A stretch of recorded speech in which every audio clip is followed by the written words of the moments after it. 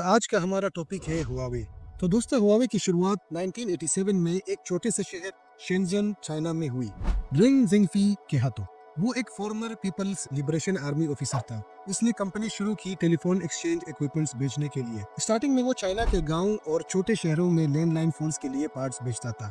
उनका पहला बड़ा आइडिया था कस्टमर सेंट्रिक इनोवेशन, मतलब जो कस्टमर्स को चाहिए वही बनाई। इसी वजह से 1990s के एंड तक हुआवे चाइना की सबसे बड़ी टेलीकॉम इक्विपमेंट कंपनी बन गई। ये वो टाइम था जब उन्होंने अपना रिसर्च एंड डेवलपमेंट पे फोकस करना शुरू किया। उनका मानना था कि अगर ग्लोबल प्लेयर बनना है तो अपना टेक्नोलॉजी खुद बनाना होगा। 2000 आते आते हुआवे ने ग्लोबल मार्केट में कदम रखा।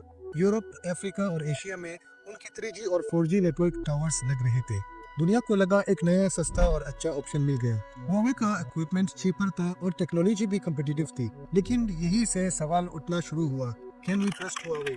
अमेरिका और कुछ कंट्रीज ने ये क्लेम किया कि हुआवे का इक्विपमेंट साइबर सिक्योरिटी रिस्क है। उनका कहना था कि चाइना की गवर्नमेंट हुआवे के जरिए डेटा एक्सेस कर सकती है। हुआवे ने हमेशा इस क्लेम को स्ट्रांगली डिनाई किया। उन्होंने कहा, we have never and will never share data with any government. लेकिन ये डाउट उनके पीछे पड़ गया। 2012 में अमेरिका की कांग्रेस ने रिपोर्ट दी कि हुआवे और ZTE अमेरिकन सिक्योरिटी के लिए खतरा है। इससे हुआवे का अमेरिकन मार्केट में एंट्री ऑलमोस्ट इम्पॉसिबल हो गया।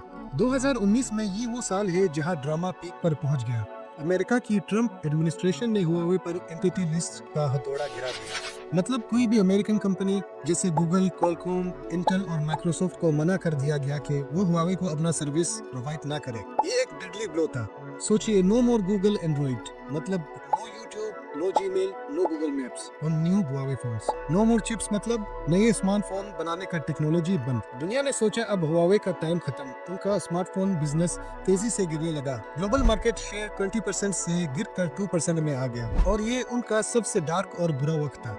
लेकिन दोस्तों, हुआवे ने हाथ खड़े नहीं किए। उन्होंने जो उनके पास था उसी पे काम किया। वो कहते हैं ना, प्रेशर क्रिएट्स डायमंड्स। वैसे देखे तो 2019 में ही हुआवे ने अपना ऑपरेटिंग सिस्टम अनाउंस कर दिया था, जिसे हार्मनी ओएस कहते हैं। आज हार्मनी ओएस एक एंड्रॉइड अल्टरनेटिव बन चुका है। स्लोली हुआवे के phones, watches, tablets, smart home devices सब इसी ऑपरेटिंग सिस्टम यानी हार्मनी ओएस के साथ बन रहे थे। अब हुआवे ने अपना फोकस टेलीकॉम, 5G और 6G, क्लाउड कंप्यूटिंग और स्मार्ट कार्स पे बढ़ाया। वो एक फोन कंपनी से बढ़कर एक टेक इकोसिस्टम बन गया है।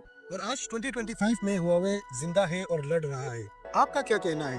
क्या हुआवे का कमबैक ने आपको इम्प्रेस किया, या अभी भी आपको सिक्योरिटी कंसर्न्स है? कमेंट में जरूर बताइएगा।